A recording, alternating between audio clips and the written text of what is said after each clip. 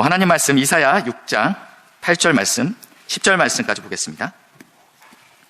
이사야 6장 8절부터 10절 말씀입니다.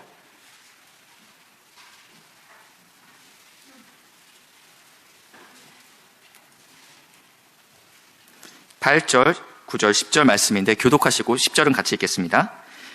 내가 또 주의 목소리를 들으니 주께서 이르시되 내가 누구를 보내며 누가 우리를 위하여 갈고 하시니 그때 내가 이르되 내가 여기 있나이다 나를 보내소서 하였더니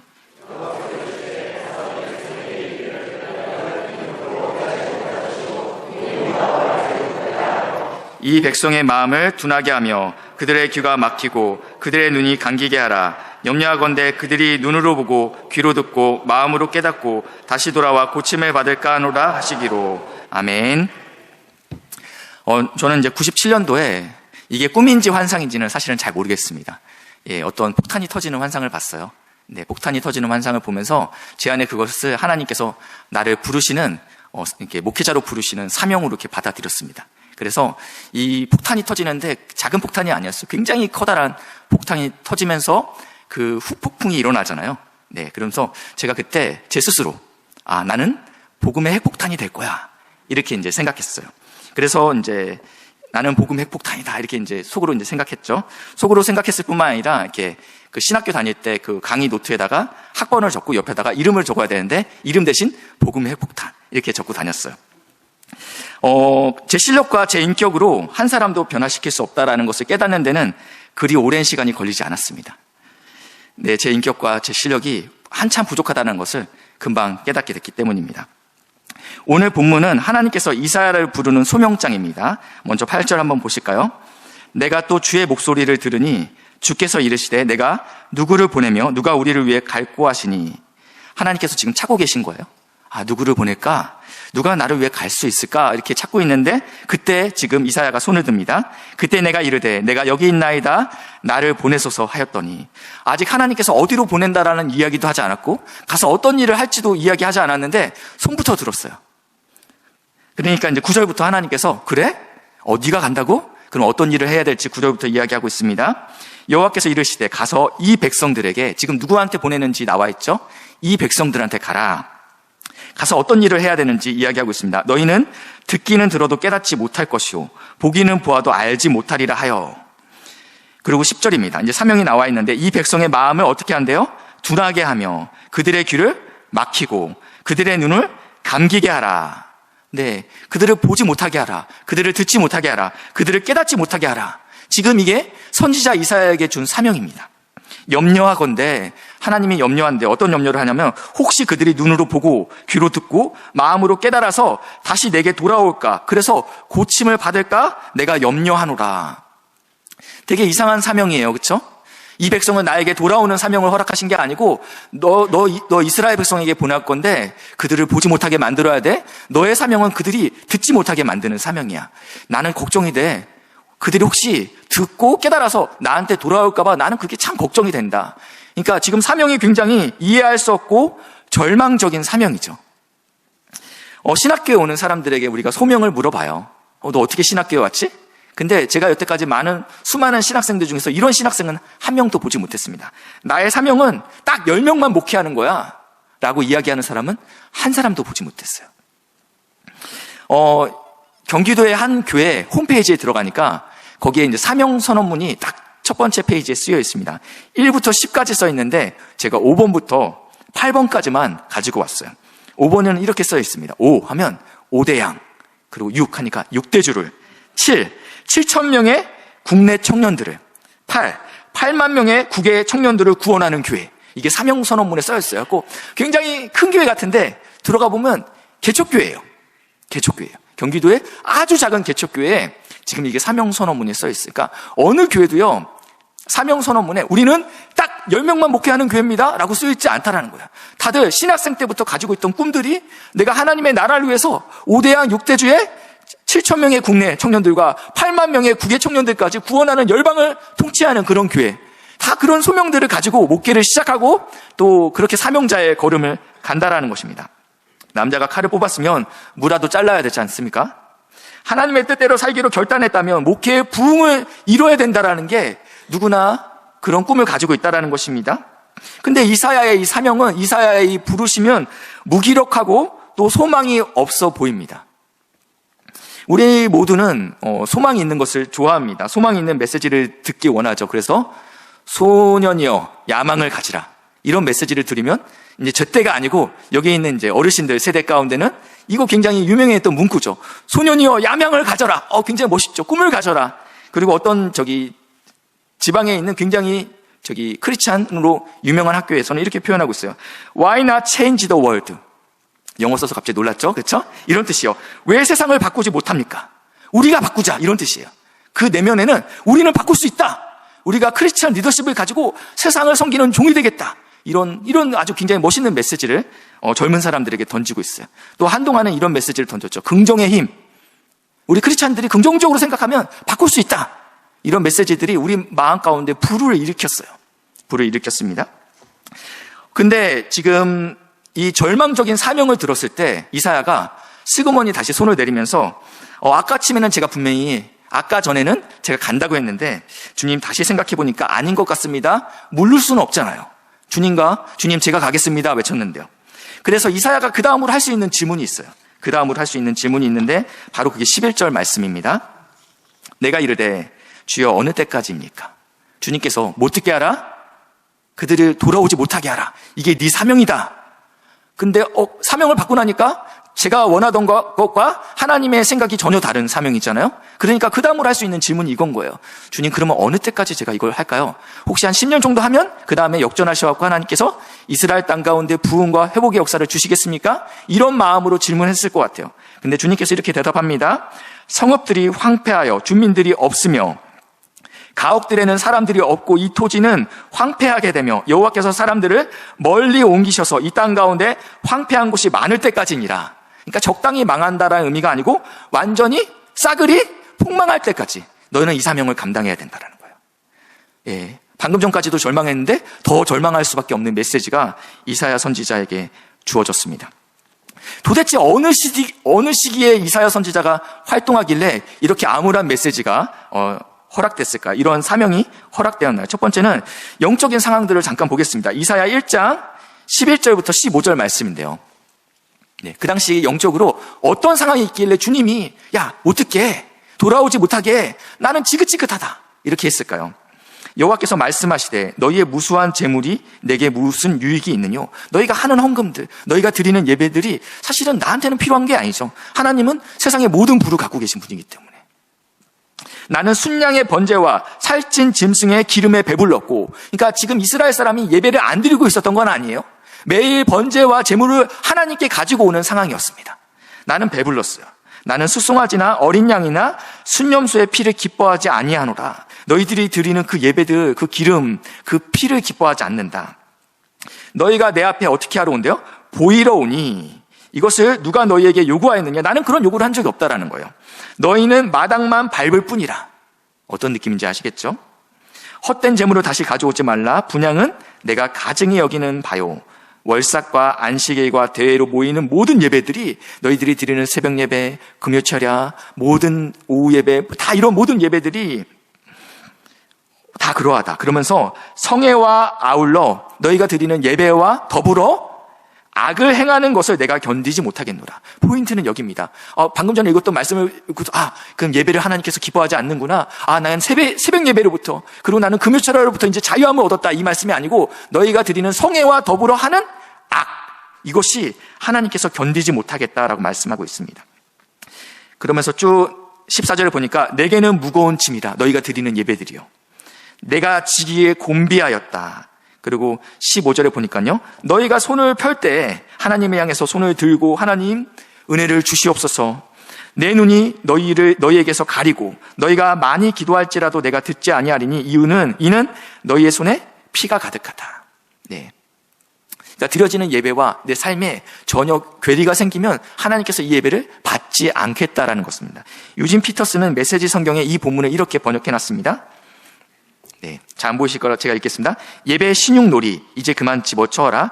표현이 좀 과격합니다. 가짜는 경건 노름 더 이상 참아줄 수가 없다. 모임 더는 못 참겠다. 이런저런 목적의 집회들 나는 싫다. 정말 신물이 난다. 죄는 제대로 지어오면서 경건을 떠버리는 너희가 지겹다. 이제 너희가 기도 쇼를 버려도 나는 외면할 것이다. 아무리 오래, 아무리 크게, 아무리 자주 기도해도 나는 듣지 않을 것이다. 왜 그런지 아느냐? 너희가 사람을 찢어 발겼기 때문이다. 너희 손의 피가 흥건하다. 당시 이스라엘의 이 상태가 지금 이러했다라는 것입니다. 예배를 안 드렸다라는 게 아니에요. 예배는 예배드려 드렸지만 일상의 삶 가운데 불의가 판을 쳤다라는 것입니다. 당시 영적인 상황은 이렇기 때문에 이사야 선지자한테 이스라엘 백성들이 나에게 다시 돌아올까 봐 나는 심히 걱정스럽다. 그들을 보지 못하게 만들어라, 듣지 못하게 마라. 그래서 그런 메시지를 줬다라는 것입니다. 두 번째, 어떠한 시대였냐면요, 정치적 상황을 보시겠습니다. 당시 국제 정세가 어떠했냐면요, 이사야 선지자가 활동할 때는요, 북이스라엘이 멸망을 앞두고 있는 상황이었습니다. 북이스라엘이요. 어떠한 느낌이냐면 마치 러시아가 지금 우크라이나를 점령할 때 유럽 연합이 긴장하고 있죠. 그렇죠? 그래서 원래는 나토에 있지 않던 사람들이 어떻게 해요? 나토에 속속 가입해요. 왜냐하면 우크라이나가 끝나면 그 다음 인접한 국가들이 불안하거든요. 근데 지금 아수르라는 나라가 지금 남쪽을 차곡차곡 점령하고 있는 상황이었고 북이스라엘이 곧 점령당할 상황이었습니다. 이런 상황에 어떤 일이 있었냐면 북이스라엘이 연맹을 만들었어요. 반아수르 연맹. 살아야 될 거 아니에요. 근데 그 지역에 있는 나라들이 불안해 있을 때 이 북이스라엘이 남유다에게 손을 내밀었어요. 형제국가? 평소에는 원수였지만 이럴 때는 형제가 될 수 있죠. 손을 내밀어서 너도 이 반아수르 이 공동체에 가입하겠니? 근데 이때 남유다가 거절했어요. 아니, 우린 싫어. 그래서 이 북이스라엘과 연맹을 맺은 나라가 아람이라는 나라가 있습니다. 그래서 이 북이스라엘과 아람이 아수르가 먼저 쳐들어오기 전에 남유다부터 점령해버리자. 그러니까 화근을 만들지 않겠다라는 거예요. 아직은 아수르가 지금 정세가 보니 곧 쳐들어올 것 같아요. 근데 남쪽에다가 다른 적국을 만들어 놓을 필요가 없잖아요. 그래서 아람과 북이스라엘이 연합해서 남유다를 쳐들어가는 사건이 이사야 7장 2절 말씀에 있습니다. 어떤 사람이 다윗의 집에 일러 이르되 아람 나오죠. 그리고 에브라임과 동맹하였다. 에브라임이 북이스라엘의 10개 지파 중에 한 지파입니다. 근데 가장 큰 지파예요. 가장 대표되는 지파이기 때문에 에브라임을 그냥 북이스라엘이라고 생각하셔도 됩니다. 그러니까 아람과 에브라임이 동맹하였다 하였으므로 왕의 마음과 그 백성의 마음이 이때 남유다의 왕이 아하스 왕입니다. 아하스 왕이 불안한 거예요. 북이스라엘만 상대해도 버거운데 아람이라는 연합군이 같이 지금 쳐들어오니까 불안해서 어떻게 됐어요? 그 마음이 바람에 흔들림 같이 흔들렸더라. 그렇죠. 불안하죠. 그러니까 이렇게 남유다 아하스 왕이 흔들리고 있으니까 이사야 선지자가 아하스 왕에게 찾아와서 7장 4절에 이렇게 얘기합니다. 그에게 이르기를 너는 삼가며 조용하라. 르신이 아람의 왕이라고 했습니다. 르신과 아람과 르말리아의 아들이 심히 노할지라도 그들은 어떤 상태냐면 연기 나는 두 부직갱이 그루터기에 불과합니다. 이 부직갱이는 불쏘시개예요. 근데 이게 이미 다 타갖고 연기만 나는 거예요. 그러니까 보기에는 연기가 나니까 좀 뭐가 있어 보이지만 사실은 다 탄 나무 조각이라는 거예요. 나무 막대기인데 이게 이미 다 타갖고 이제 어떤 걸 할 수 있는 역량이 없다 이거예요. 그러니까 보이는 것은 굉장히 두렵지만 하나님께서 그렇게 말씀하셨어요. 타다 남은 두 나무 막대기일 뿐입니다. 그러면서 7절에 얘기하죠.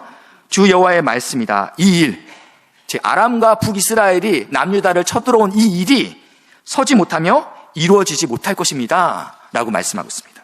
이 말씀 무슨 말씀이냐면 세상의 경영은 하나님으로부터 나옵니다. 라고 지금 말씀하고 있다는 것입니다. 근데 그래도 불안하죠. 네. 그 상황은 해결되지 않았잖아요. 그러니까 믿지 못하는 것 같으니 하나님께 징조를 구하십시오. 그러면서 11절 말씀에 너는 내 하나님 여호와께 징조를 구하되 깊은 데서부터 높은 데까지 구하라. 무슨 소리예요? 바다 끝에서부터 하늘 높이에서 네가 원하는 것 다 구하십시오. 좀 쉽게 표현하면 한도가 없는 수표를 준 거예요. 한도가 없는 수표. 별을 따다라면 따주겠습니다. 예. 그러니까 징조를 구할 때 한도가 있는 게 아니고 하나님께서 못 믿으니까 너무너무 불안해하니까 내가 하나님이다. 내가 역사의 주관자다. 내가 세계를 경영한다. 그러니까 너는 징조를 구하는데 네가 원하는 게 있으면 무엇이든지 구해. 라고 이야기하는 이 마음은 제발 보고 믿으라. 이런 의미죠. 그러니까 12절에 아하스 왕이 이렇게 표현합니다. 나는 구하지 아니하겠나이다. 나는 여호와를 시험하지 아니하겠나이다. 너무 멋있는 말이에요. 그렇죠? 저는 구하지 않겠습니다. 저는 여호와를 시험하지 않겠습니다. 믿음이 있는 것처럼 보여요. 그런데 왕하 16장 7절 10절 말씀에 가면요, 이 아하스가요, 지금 징조를 구해라, 나는 구하지 않겠습니다, 여호와를 시험하지 않겠습니다, 그러고 나서 누구한테 가냐면요, 아수르 왕에게 가요. 아수르 왕이시여, 북이스라엘이 반아수르 조합에 가입하자고 할 때 제가 가입하지 않겠다고 하니까 지금 그들의 연맹이 나를 공격합니다. 왕이시여, 형님, 제가 아우가 되겠습니다. 형님, 나 좀 도와주세요. 지금 그 얘기를 7절부터 하고 있어요. 나는 왕의 신복이요, 왕의 아들이라. 이제 아람 왕과 이스라엘 왕이 나를 친히 청하건대 올라와 그 손에서 나를 구원하소서, 이렇게 이야기하고 있어요. 8절 가니까, 근데 그냥 맨입으로 도와달라고 할 수 없잖아요. 그러니까 8절에 여호와의 성전의 왕궁 곳간에 있는 은금을 내어다가 조공을 갖다 바치는 거예요. 그렇죠? 이 전쟁에 오실 때 우리 군병들 빵이라도 먹여야 되고 또 여러 가지 필요하니까 군사 재정을 갖다 대는 겁니다. 그러니까 아수르 왕이 이 청을 듣고 곧 올라와서 다메섹을 쳐서 점령해서 이 전쟁이 끝납니다. 그러니까 야, 징조를 구하십시오. 괜찮습니다. 저는 하나님을 시험하지 않겠습니다. 그러고 나서 어디로 달려가고 있어요? 아수르 왕에게 가고 있는 거예요. 그리고 형님, 나 좀 도와주십시오. 제가 죽겠습니다. 이렇게 얘기하는 거예요. 그리고 10절입니다. 10절. 이 전쟁에 이겼으니까 이제 세레모니, 이렇게 승전식을 해야 될 거 아니에요? 승전식을 해야 되겠다니 이 아하스 왕이 지금 이 승전식을 참여하기 위해서 형님 수고하셨습니다. 내가 참 공경에 처했는데 당신 때문에 내가 살았습니다 하고 승전식에 참여했는데 가니까 거기에 커다란 제단이 있는 거예요. 아수르 왕이 섬기는 제단이 10절에 보니까 제단이 보고 나서 이 제단을 보면서 그 당시에 고대 전쟁에서는요, 이런 마음이 있어요. 내가 섬기는 신이 곧 승리했다. 그러니까 가나안 블레셋 사람들이 그랬잖아요. 저들은 산지의 신이다, 여호와의 신을. 그러니까 우리가 평지에서 우리가 이길 수 있다, 이렇게 이야기하잖아요. 그러니까 이 전쟁의 개념을 신의 개념과 같이 가져왔습니다. 근데 아수르 왕이 섬기던 그 신은 제단이 어마어마하게 큰 거예요. 그러니까 이걸 보고 나도 저 신을 섬긴다면 전쟁에 능한 왕이 될 수 있겠다. 그래서 제단의 모든 구조와 제도의 양식을 그렸어요. 스케치했어요.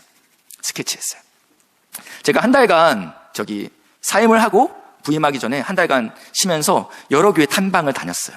예, 탐방을 다니면서 큰 교회도 가고 또 작은 교회도 가고 탐방 다니는데 어떤 교회는 너무너무 큰 교회를 한번 제가 갔어요. 가니까 예배당도 너무너무 멋있고 세련됐고 기도실도 너무 아름다우니까 뭐 하고 있겠어요? 사진 찍는 거예요. 잠깐. 그런 것처럼 지금 제단의 도면을 그리고 있는 거예요. 제단의 도면을 그리고 나서 제사장에게 보내는 거예요. 무슨 소리야? 만들라는 거죠. 나도 이 신을 섬겨야 되겠다. 이 제단이 나에게 필요하겠다.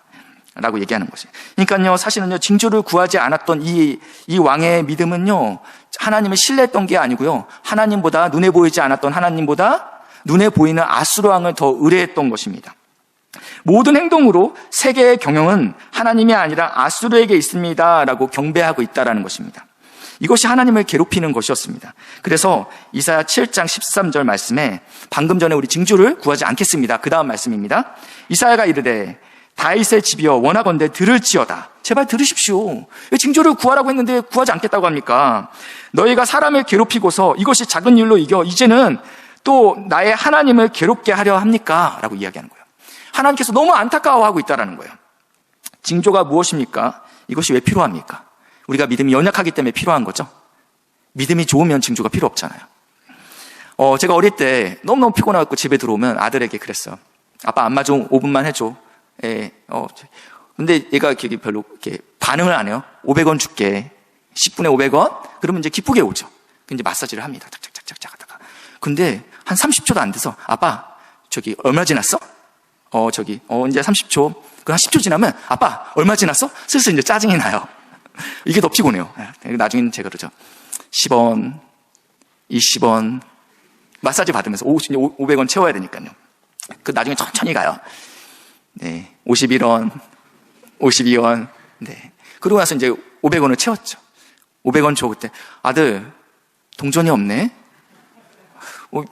그리고 이제 그렇게 몇 번 넘어갔어요. 근데 어느 날 너무 피곤해서 아들, 아빠 마사지 그랬더니 얘가 그러더라고요.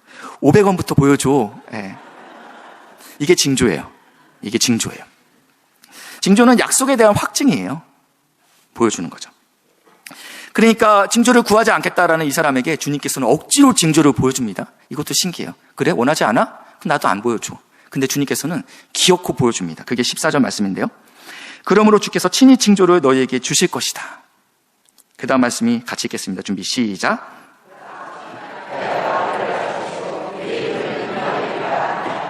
이게 징조래요. 지금 나에게 당장 급한 문제가 있잖아요. 지금 적들이 연합해서 나를 쳐들어오고 있는데 나에게는 당장 해결해야 될 결혼의 문제와 취업의 문제와 또 자녀의 문제와 여러 가지 문제들이 내 앞에 산적해 쌓여 있는데 지금 이 왕에게 내가 징조를 주겠다 하면서 보여주신 징조가 무엇이에요? 예수 그리스도라는 거예요. 하나님께서 나를 사랑하신다라는 징조, 하나님께서 열방을 통치하신다, 내가 경영한다라는 징조를 무엇으로 보이셨다고요? 예수 그리스도로 보이셨다라는 거예요. 로마서 8장 32절 말씀에 자기 아들을 아끼지 아니하시고 우리 모든 사람을 위해 내주신 이가 어찌 그 아들과 함께 모든 것을 우리에게 주시지 아니하시겠느냐. 아멘. 이거만큼 명확하고 확실한 징조가 없다라는 것입니다. 이사야 선지자의 사명 선언이 제가 초반에 말씀드렸습니다. 이 백성에게 마음이 둔하여 귀가 막히게 하라 이야기하셨어요. 그들의 눈이 감기게 하라. 염려하건대 그들이 눈으로 보고 귀로 듣고 마음으로 깨달아 다시 돌아와 고침을 받을까 하노라. 나 정말 싫어. 나 그들의 기름, 그들의 피 지긋지긋해. 너무 버겨워. 그런데 구약의 어떤 성경보다도 이사야서에는 오실 예수 그리스도에 대해서 가장 명확하게 기록했다라는 거예요. 되게 아이러니죠. 걔네들 안 돌아왔으면 좋겠어. 걔네들 깨닫지 못했으면 좋겠어. 걔네들 보지 못했으면 좋겠어. 듣지 못했으면 좋겠어. 근데 어느 성경보다도 구약에 가장 명확하게 예수 그리스도에 대해서 기록하고 있다는 것입니다. 이사야 53장 4절 6절 말씀입니다. 그는 실로 우리의 질고를 지고 우리의 슬픔을 당하셨거늘 우리는 생각하기를 그는 징벌을 받아 하나님께 맞으며 고난을 당한다 하였노라. 그가 찔림은 우리의 허물 때문이요 그가 상함은 우리의 죄악 때문이라. 그가 징계를 받음으로 우리는 평화를 누리고 그가 채찍에 맞음으로 우리는 나음을 받았도다. 우리는 다 양 같아서 그릇 행하여 각기 제 길로 갔거늘 여호와께서는 우리 모두의 죄악을 그에게 담당시키셨도다. 하나님의 마음이 느껴지십니까? 하나님은 제발 봐라. 제발 들어라. 그리고 제발 깨달으라. 그리고 제발 돌아와라 라고 부르는 거예요. 자녀가 말을 안 들을 때, 밥을 깨작깨작 먹을 때 이렇게 얘기해요. 먹지 마! 무슨 소리예요? 먹으라는 소리예요. 제발 먹으라는 소리예요. 또 그렇게 먹어서 어떡하니? 커야지. 그게 부모의 마음이잖아요. 너 그렇게 말 안 들을 거면 나가! 네! 나갈게요. 그거 원한 게 아니잖아요.